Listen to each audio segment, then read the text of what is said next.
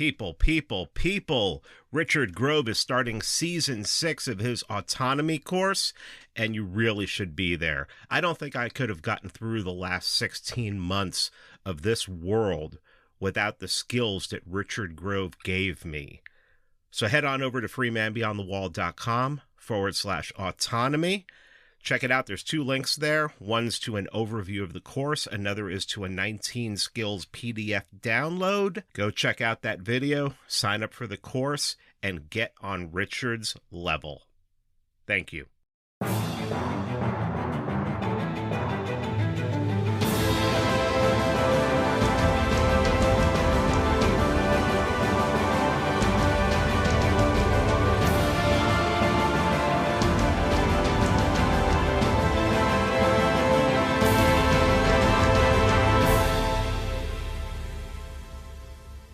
Hello, everyone. I want to welcome you to the Free Man Beyond the Wall podcast. This is your host, Peter Quiñones. I invited Stephan Kinsella to return to the show. Stephan is a patent attorney, and he wrote the book Against Intellectual Property. I asked Stephan to come on and answer some questions about Joe Biden's mandate, how constitutional he thinks it is, what he thinks is going to happen with it. Does he think that states are going to nullify it? And then we're just going to start talking about a host of subjects. We're going to get into some Hoppe. We're going to get into some local politics. And we just get into a conversation like we normally have when we're talking by ourselves. So without any further delay, here is Stephan Kinsella. Kinsella, my man, how are you doing? I'm doing well. How you doing? Good, man. Let's just jump right in because I am so jealous of where you are leaving to go tonight. You want to tell everybody? I am heading tonight to Bodrum, Turkey through Istanbul with several of my friends are going to. Greg Moran from Atlanta and Juan Carpio from Ecuador, who you know. I think you met some of Anthony Samaroff is going to, and lots of Seyfedina Moose is going. Of course, Hans will be there. Hoppe will be there. So, this may be my 10th time. We started this in 2006, I believe. I missed a few because of kid issues, but we missed last year, of course, because of COVID. So I think it's a truncated group this year because of COVID. We'll see when I get there. It could be smaller and more intimate. But anyway, I'm looking forward to it. Cool. Making plans for next year. Wish I was one of that group. Okay, so let's just jump right in. What are you making of this mandate last week that Biden came up with, and what do you think the courts are going to say about it? I don't know. I mean, my first impulse is that it's outrageous, of course, but then, there's lots of things the state has done the last 200 years, which are outrageous, and they just didn't get reported as much because it was before the internet. I mean, I'm not so sure that it's beyond OSHA's purview because everything else OSHA does is insane too. The best theory I've heard is that it will be struck down as illegal, but not unconstitutional. So Congress will have to revise the OSHA rules or something like that to let them do this. But I wouldn't bet on it. I'd say there's a 60% chance it will survive, which is crazy. I think it's totally unjust and unlibertarian, and I would say un-American, but apparently it's not. What do you think? Completely insane. I mean, we've gone off the rails in 18 months. If you would have told me back in January of last year, half the things that have happened, people have embraced and talked about federalism, and the governor of California referred to California as its own nation, and then that people would just not only comply with everything, but become warriors for it. Almost like, hey, my grandfather fought in World War II and he did his part, and this is me doing my part. And, all I need to do is stay home or wear a mask and scowl at people who aren't wearing masks, or get this vaccine that, a strange mania has overtaken the nation. I don't understand why, because we've had previous pandemics and we didn't have this happen. Maybe it just Jeff Tucker and others have tried to explain why. I still don't quite get it, but I'm not quite as I mean, I'm not as much of a vaccine skeptic, I think, as some other people. So, I mean, I'm still, as a libertarian, I'm against all the policy issues the same way as you. You and I had a little maybe disagreement on the Yeah, we can Florida talk about thing. that. Yeah. And the interest that happened before this Biden thing. So my first thought was, shit, I guess I spoke too soon opposing DeSantis. But the more I thought about it, I still think I'm back to my original view. So in both cases, you have the federal government trying to tell businesses what to do. They're trying to tell them you have to insist that employees are vaccinated. And in DeSantis's case, he's telling them what to do. He's saying you cannot request that, or you cannot require your employees to be vaccinated. So technically, they're both unlibertarian, right? But of course, I guess you're looking at it from a more strategic or overall forest for the trees point of view. Which one is really worse? We know which one's the big enemy. As always, it's the federal government and the central state. And in this case, it's worse to force people to inject the vaccine into their body than to suffer a fine for asking your employees to prove that they're vaccinated, I guess. So I guess that's how I come down on it, but I still think they're both unlibertarian, I guess is my perspective. Yeah, I think and I agree. I mean, private property is just out the window at this point. I mean, correct. The idea of it. And I just look at what's more strategic at this point. So when you have 18 months of insanity, and you've seen people suffer, and I know personal horror stories that I don't even talk about because I don't have permission to talk about them. And you just look and you're like, okay, so I was in Georgia up until recently. I left Georgia and moved to the Midwest a couple months ago, and Georgia came out of it, and last week in April last year said businesses can reopen if they want to. And a lot of businesses reopened and stayed open. Cities did mandates, which, is really not, I'd rather cities do mandates than states. The smaller you can get with the mandates, the better, so decentralized. Yeah.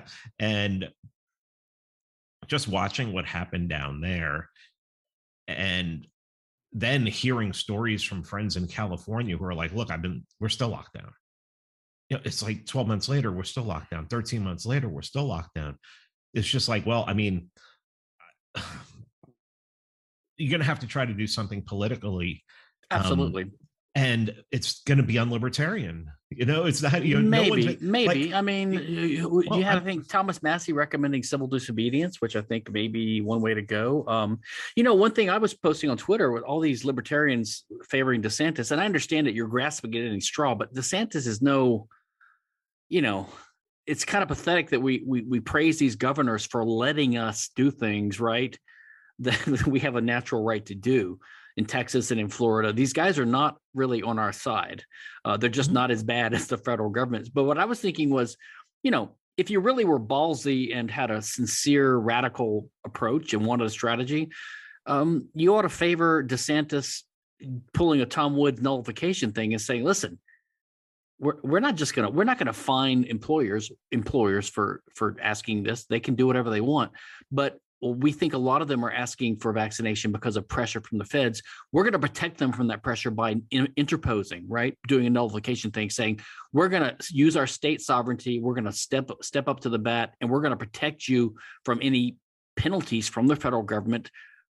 In other words, try to be ballsy and do a little quasi-secession thing and say, listen, the federal rules are null and void here. You do not have to comply with the federal rules. You don't have to ask your employees to get a vaccine. We're going to protect you. I don't know how you do that. I don't know if it'd be successful, but it at least would be a valiant attempt, I would think. That'd be way better than punishing employers for asking for vaccines.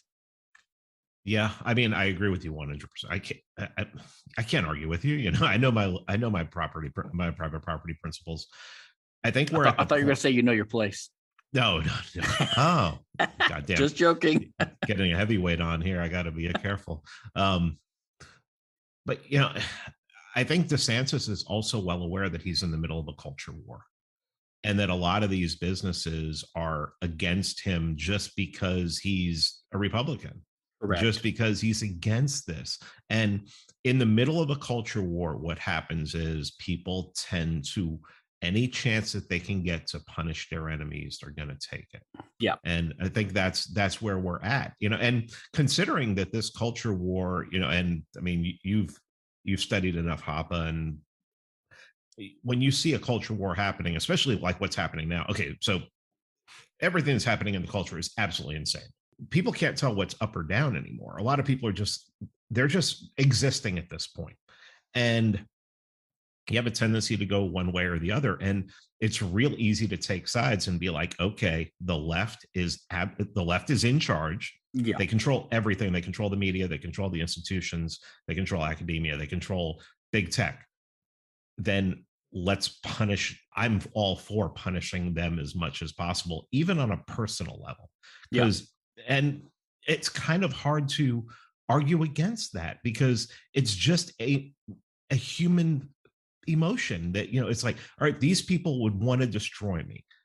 I mean, these people want to, like, I mean, I was one of the ones at PorkFest that got sick, and I got it bad. I had it for like 2.5, 3 weeks, where I was down, and I went through it. I came through it. I feel very confident from what I've seen out of Israel that any kind of future, I'm pretty well protected against any kind of future outbreak. Yeah. And let me ask you a question. I don't want you to hold me down and put the, these people want people to hold people down and stick needles in their arms. And that to me is the enemy. Do you have any personal regrets about not getting the vaccine beforehand? In other words, do you think that being vaccinated would have made your experience not as bad? It probably would have made my experience not as bad, but I still don't regret it. Okay. I'm still glad that I went through it, because I went through it probably as bad as anyone that I've heard. And no. Have you talked to Justin Armand? Oh, no. Yeah. I mean, I went through of people that I've talked to.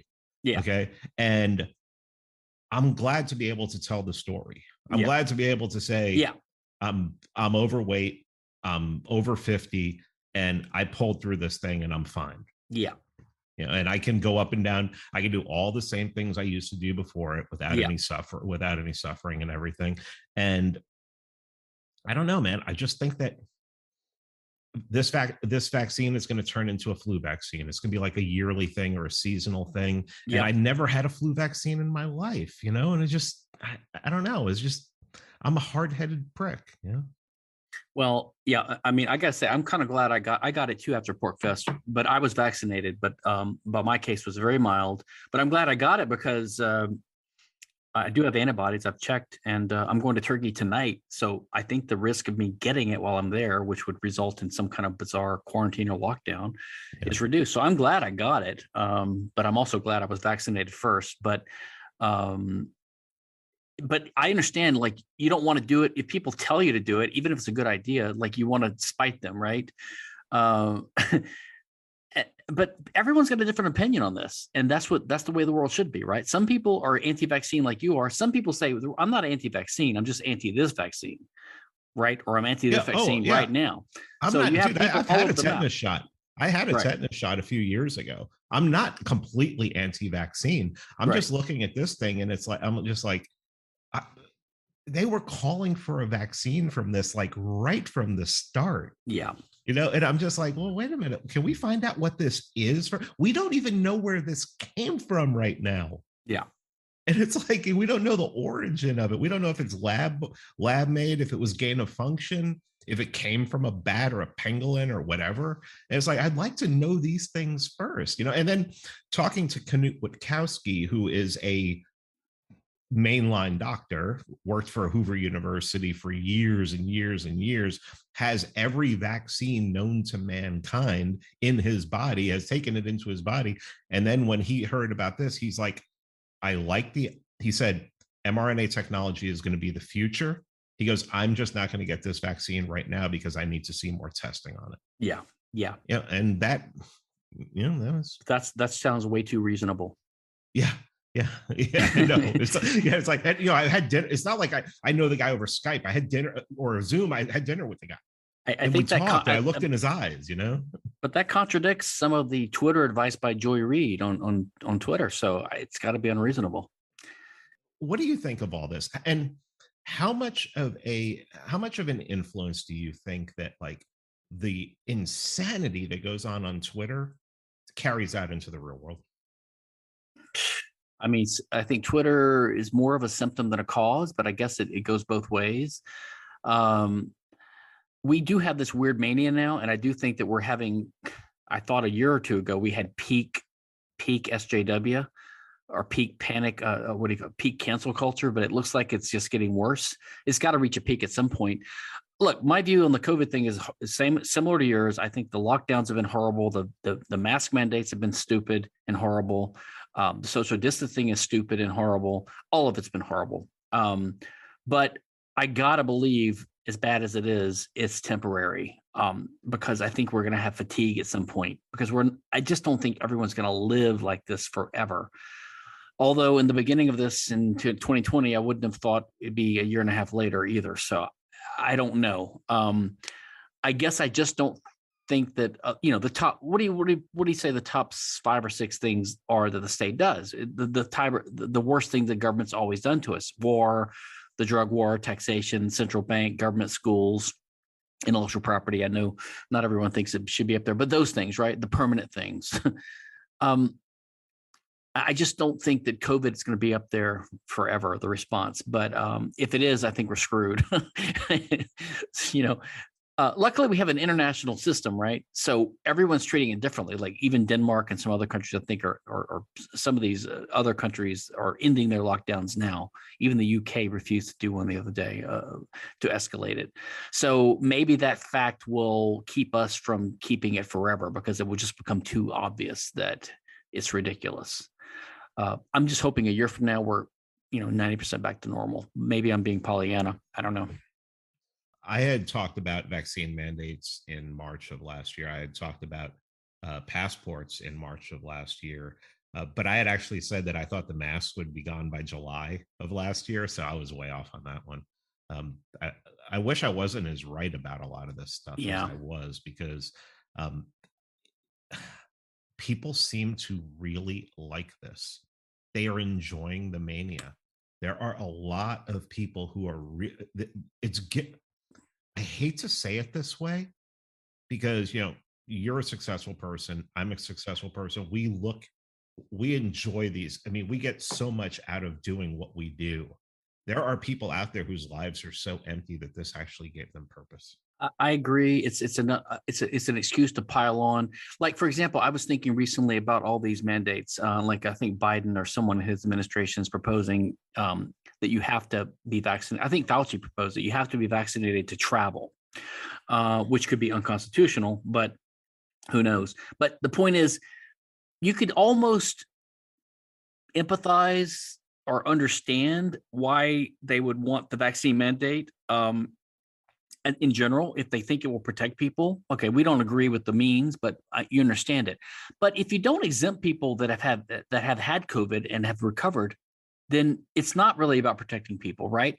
And for the travel thing, it's almost like they see an excuse to punish people. Like it's not a way to protect people. It's a way to hit them when it hurts the most, to force them to go along for their social program, right? So yeah, if you really want to travel, this is the price you have to pay. You have to get the vaccine first.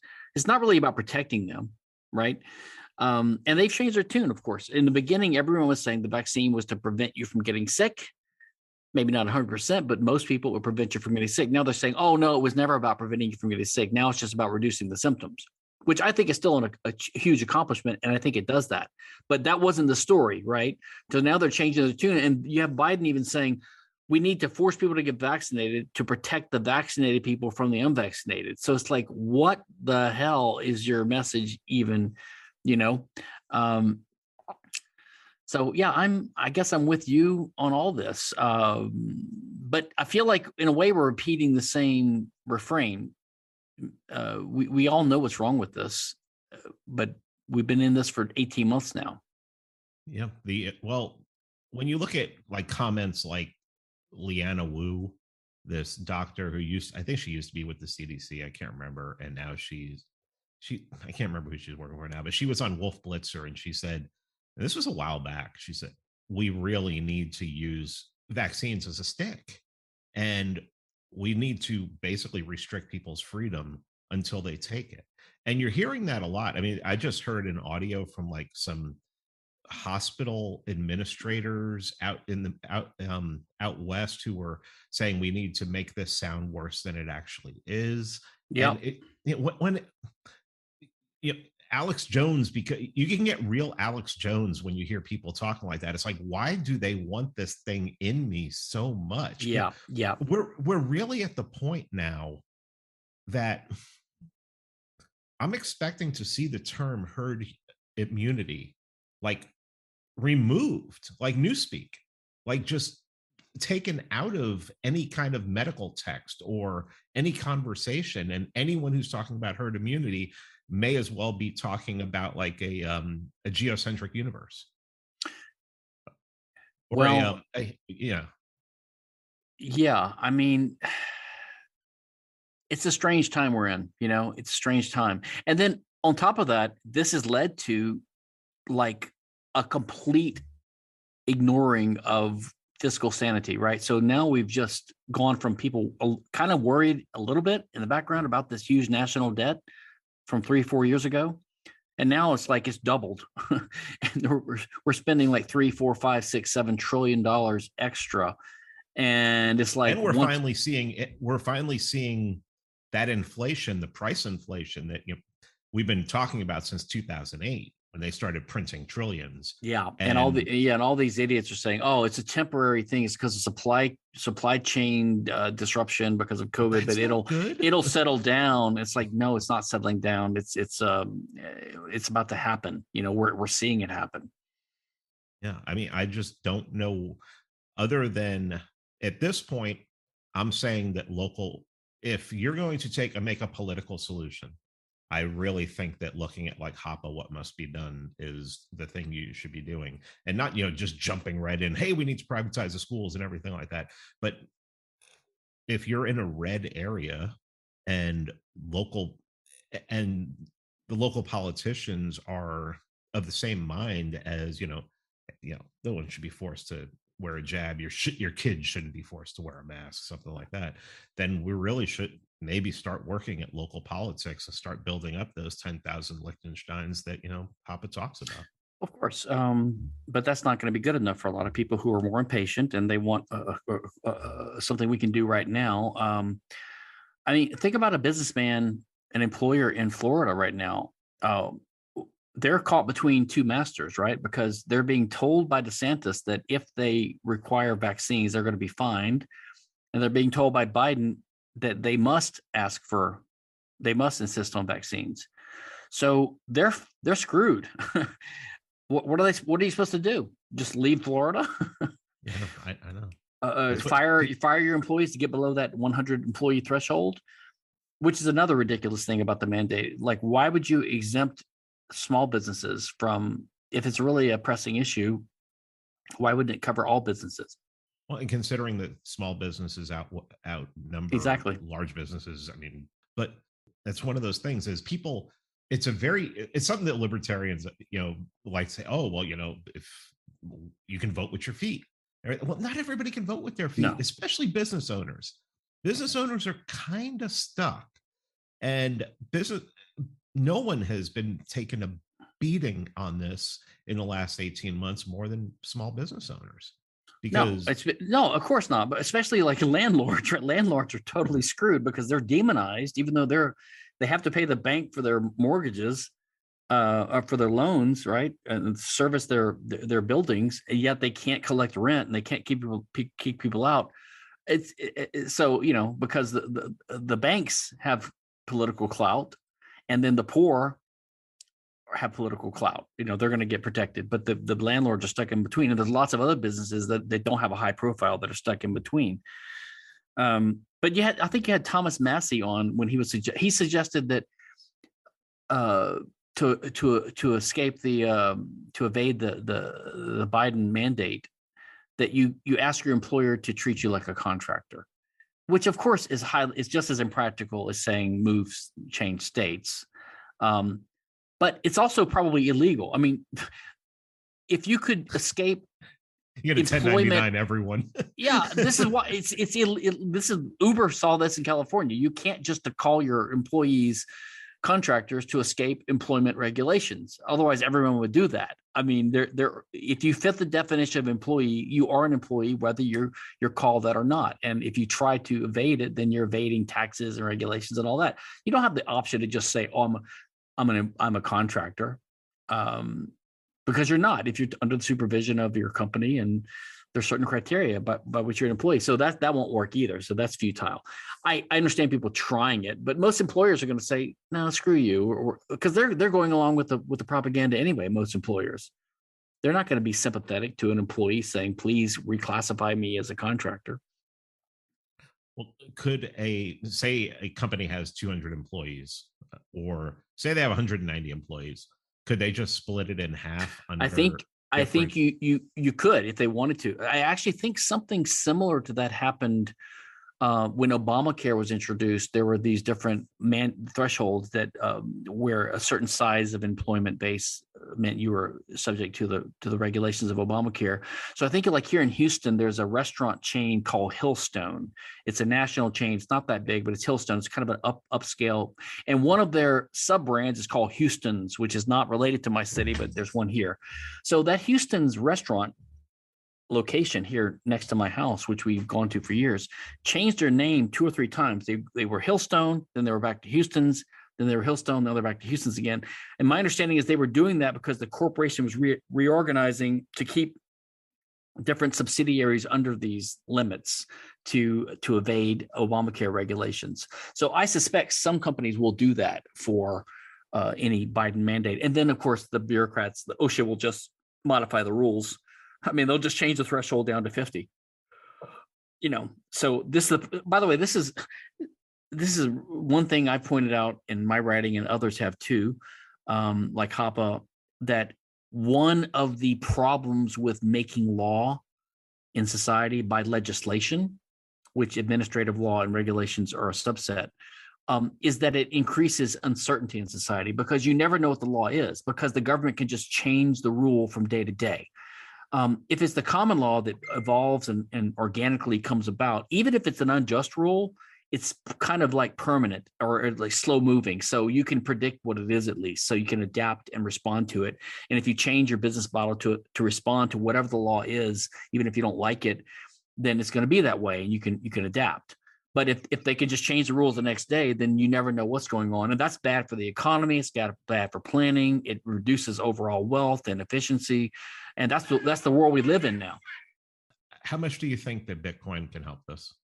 A lot. I think Bitcoin can help a lot, because a lot of this, just like war, is driven by the ability of the government to spend money that they don't have, right? And they can only do that because they're not limited by taxation anymore because of the Federal Reserve and the printing press.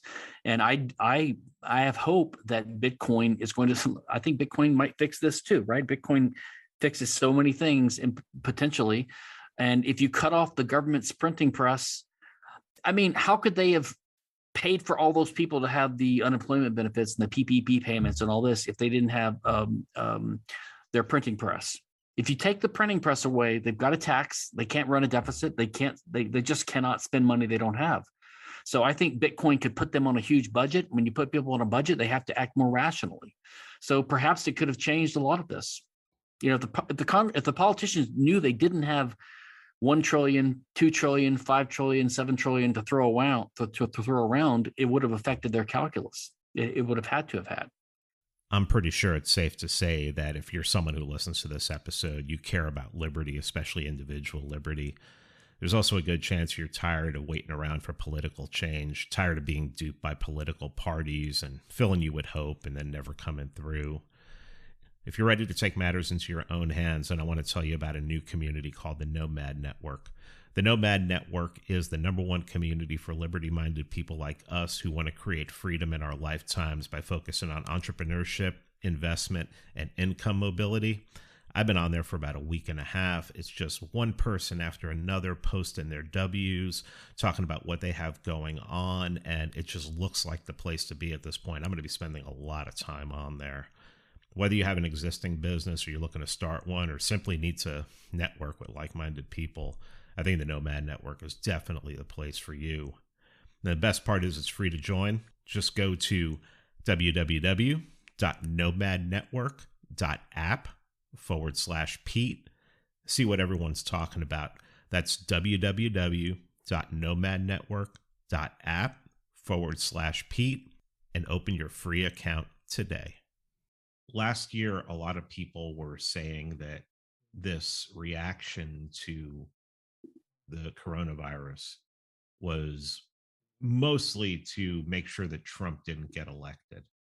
And I said, sure, that could be a good byproduct of it, but it was worldwide. I mean, this was happening all over the world. How do you explain that? How do you explain that there were so few countries and so few, commonwealths that just didn't buy into this, and it just seemed to be like, I mean, let's go into conspiracy theory land here. It would look like an orchestrated global effort. And then you look at what's happening let's talk about this. Australia. Have you been following what's going on in Australia? Yeah, loosely.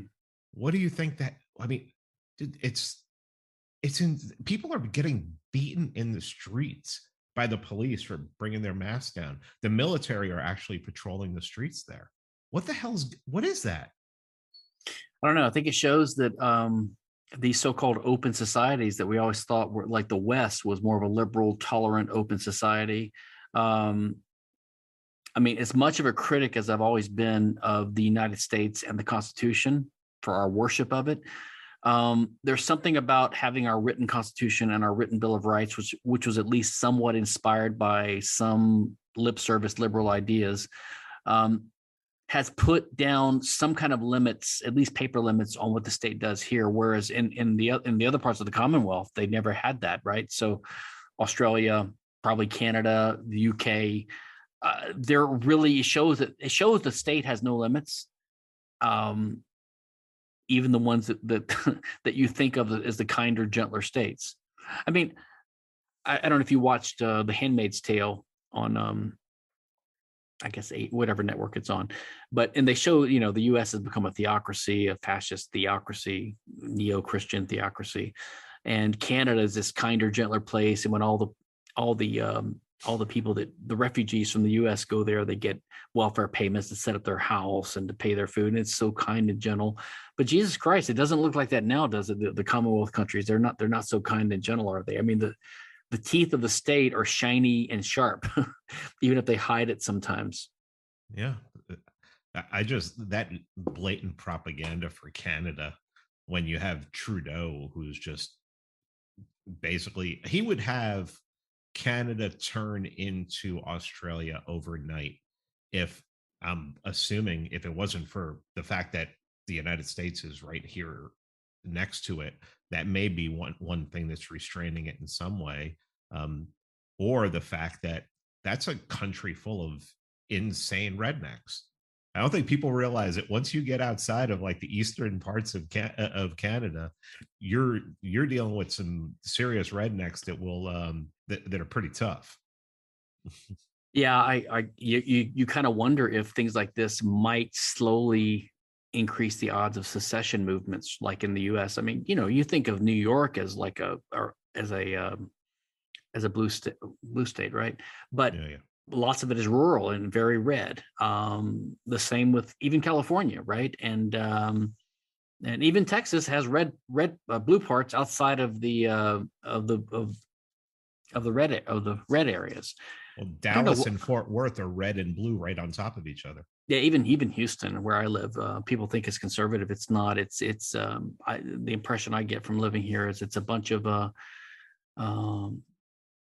Democrats and a bunch of limousine neoliberal, neo-Republican types. So it's pretty blue here too. God, I wish they wouldn't have picked. That was from the Gulf War, wasn't it? When CNN picked those colors. Oh no, that was from the Gore Bush election, in 2000 when they chose red and blue to represent Bush and Gore. And it's always confusing to me because I always associate red with commies, which would be the Democrats. I've always got to flip it in my mind to remember which one's which. Yeah. But going back to secession now, yeah, when you talked about secession in January of 2020, it was basically theoretical. Yeah.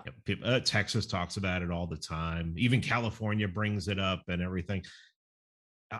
I'm pretty well convinced that we are going to see it in my lifetime, that there is going to be something is going to break off in my lifetime. And when one thing breaks off, it is just going to, it'll be dominoes falling.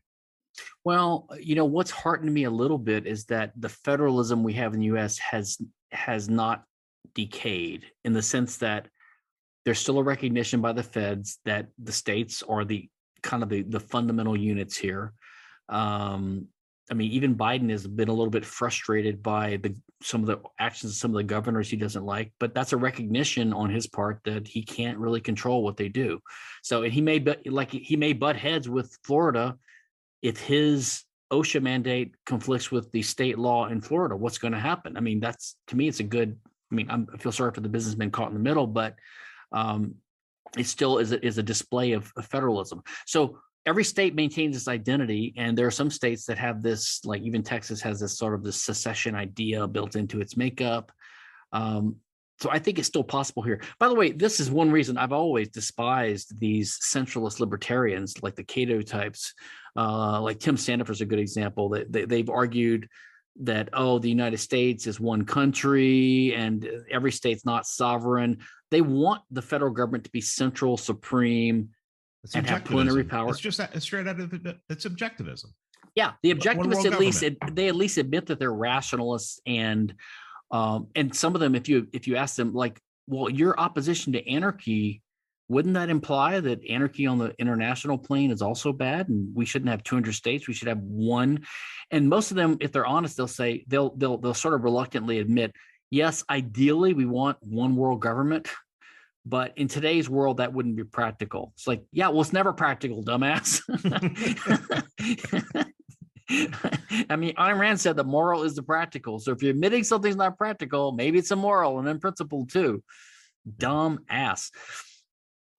Well, one of the places that myself and Scott Horton diverge is I'm not a libertarian universalist at all. I'm a Hoppean covenant community guy who just believes that that's the only way. That's the only way that we're going to achieve any kind of libertarianish kind of society, is to break it down to as small as possible and exclude people from it. And that's just, and what better example than the last 18 months? You do not want to share a polity with these people. It is just insane. Well, not only that, if you imagine a world of 10,000 Liechtensteins, then everyone's got the power of exit, right? You can go anywhere. You can find your groove, you can find your jam, you can find your community that you like. It seems to be that would be the least objectionable, even to the left, but they have this totalitarian control impulse. They don't want people to be able to escape their controls.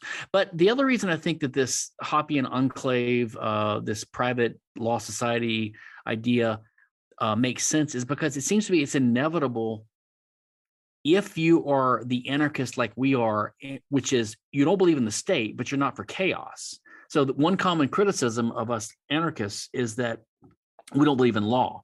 Now, that's a false, unfair charge because it's made by people who either honestly or disingenuously maintain that law is not possible without the state. They don't think education or communication or roads or money is possible without the state. So they're dishonest or they're stupid. But the point is they equate law with the state.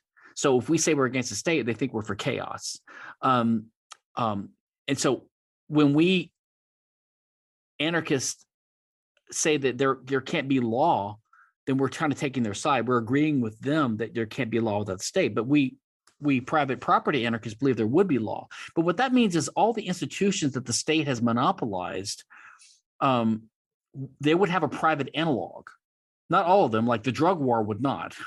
But but education would, and roads would, right? And money would. So all these things could be in law. There would be law and order. It just would be done privately. So we libertarians have to believe that there would be private hierarchies and natural authority structures and figures that would have to emerge to fill the role that the state has co-opted and monopolized. We would do a better job of it. It'd be more decentralized, more focused, more tailored, more measured, more tolerant, more reasonable. Everything about it would be better, but it would exist. And that would necessarily result in diverse communities of different types. It would necessarily result in that because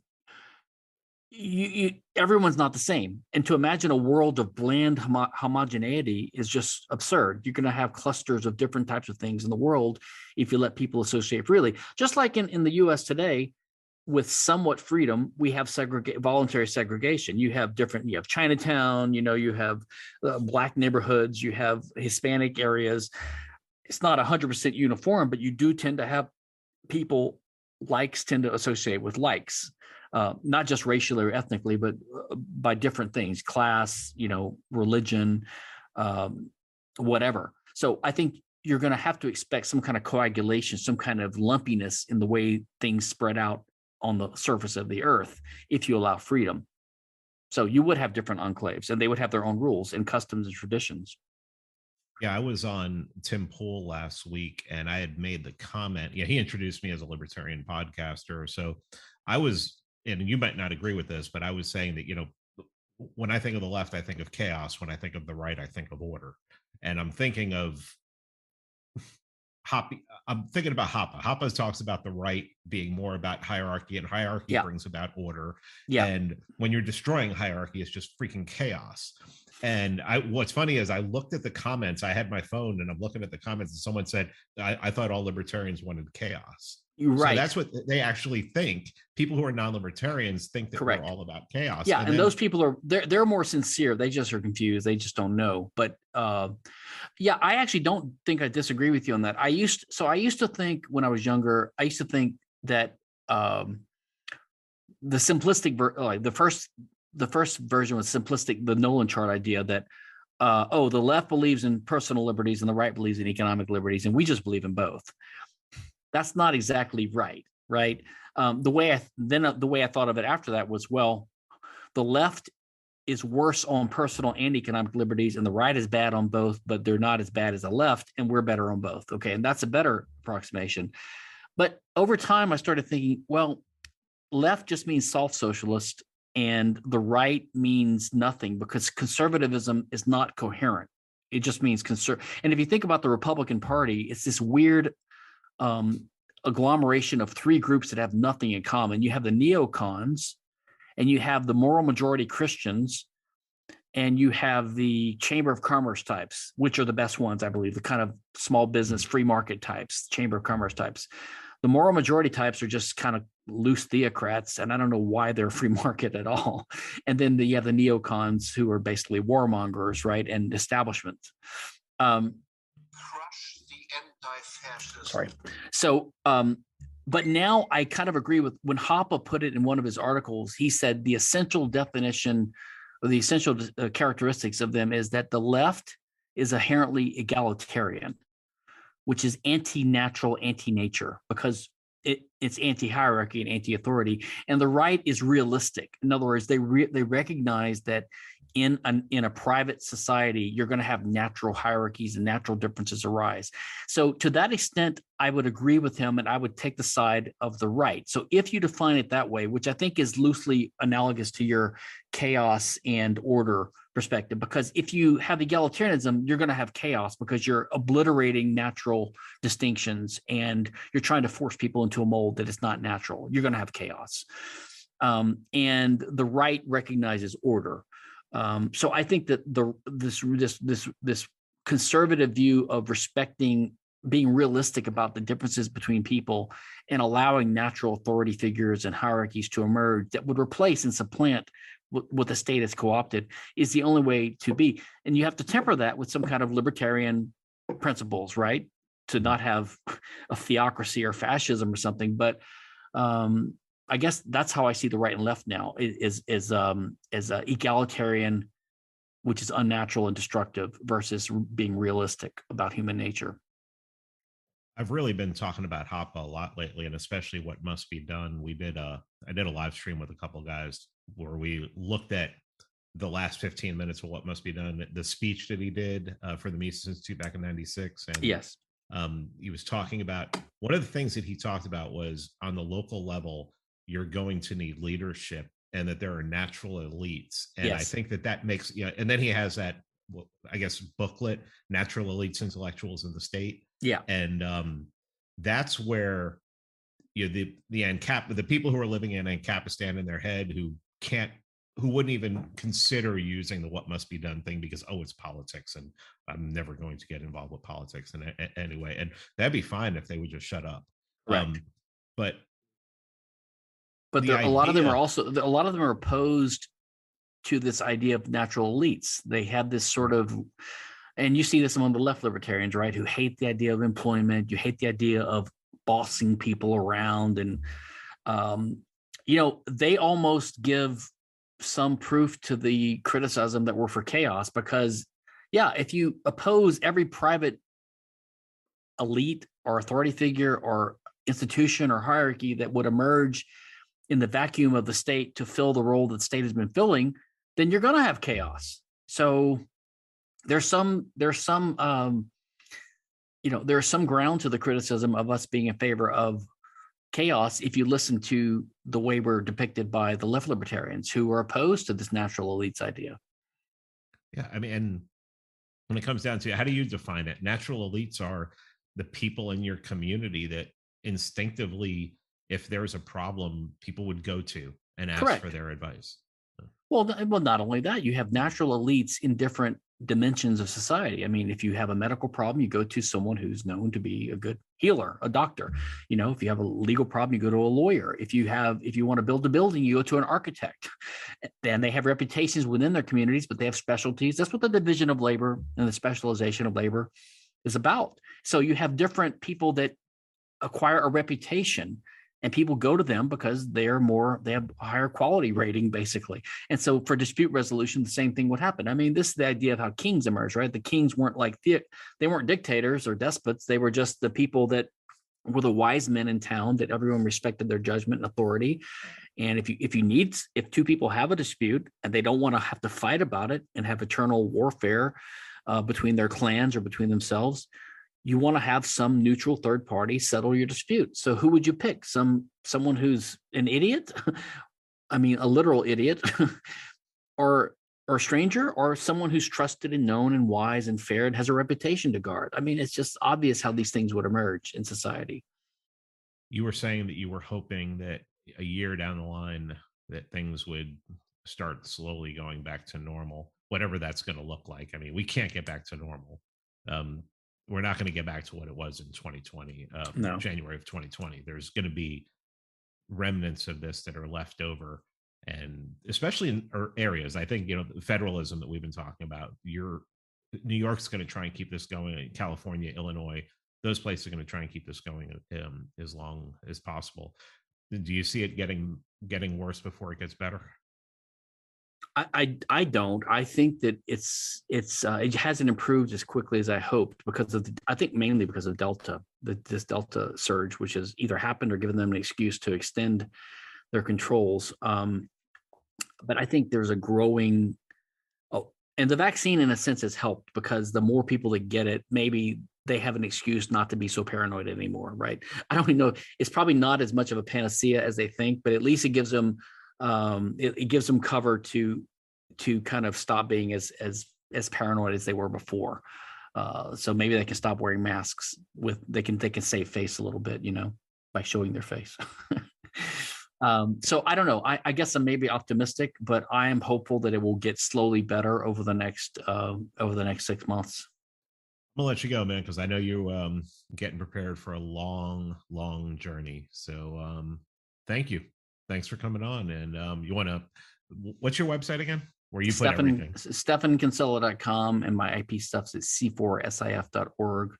And I thought we were going to talk about your post-libertarianism, which I've been hearing about, which I haven't heard elaborated yet. So maybe one day we can talk about that. Oh yeah, that'd be cool. Also, when it comes to subjects that make people absolutely insane, especially libertarians, abortion, Yep. borders, Yeah. and IP. There's Yeah. I mean, it's just, and we've done a couple episodes on IP. We actually did an episode on China and IP, and yeah, nothing makes people as insane as that. I mean, of those three, IP is the easiest because the answer is so clear once you see it. Abortion is always going to be an intractable issue, and although I think that there's a pretty easy libertarian political approach to it. And borders is also very difficult, and it probably will be difficult until the state is radically minimized. We have decentralization. As long as we have a big democratic welfare state, the immigration issue will always be a problem, because if you have open borders, you'll have problems. And if you don't have open borders, you have problems. So there's really no solution as long as you have the state, which is why the anarchist approach is the only one really for the intractable problems. Thanks a lot, man. You have safe travels. Thanks, Pete. I want to thank you for tuning into the Free Man Beyond the Wall podcast. I want to thank Stephan for coming on the show. That's it. We'll be back in a few days with another episode. Take care and bye.